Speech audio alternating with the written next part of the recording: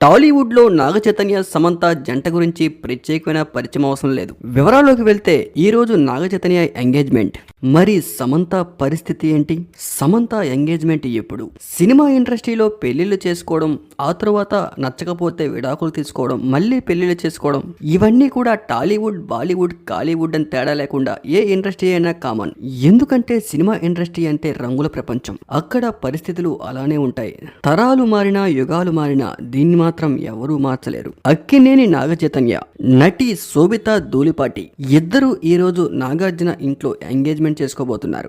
నాగార్జున గారి ఇంట్లో వీళ్ళిద్దరి నిశ్చితార్థానికి సంబంధించిన ఏర్పాట్లన్నీ పూర్తయ్యాయి. కొద్ది నెలల క్రితం ఫారెన్ వెకేషన్ లో ఇద్దరు కలిశారు. అక్కడే వీళ్ళిద్దరికి ప్రేమ చిగురించింది. తరువాత ఇద్దరు కలిసి కొన్ని టూర్లు కూడా వేశారు. అయితే అప్పటి నుంచి కొన్ని మీడియా ఛానల్స్ లో వీళ్ళిద్దరికి రిలేషన్షిప్ ఉందంటూ చెప్పుకుంటూ వచ్చారు. ఇవన్నీ పుకార్లే అనుకున్నారు ఆడియన్స్. కానీ ఈ రోజు ఆ పుకారులే నిజమయ్యాయి.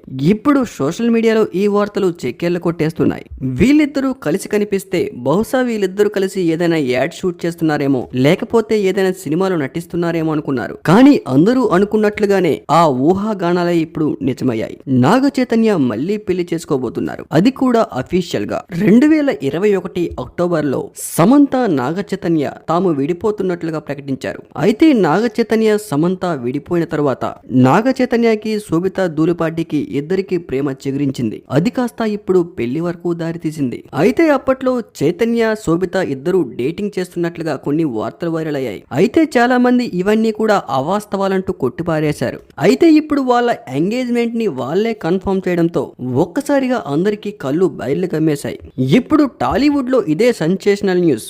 నాగ చైతన్యకి ఎంగేజ్మెంట్ అయిపోయింది. మరి సమంత ఎంగేజ్మెంట్ ఎప్పుడు? మరి సమంత పరిస్థితి ఏంటి?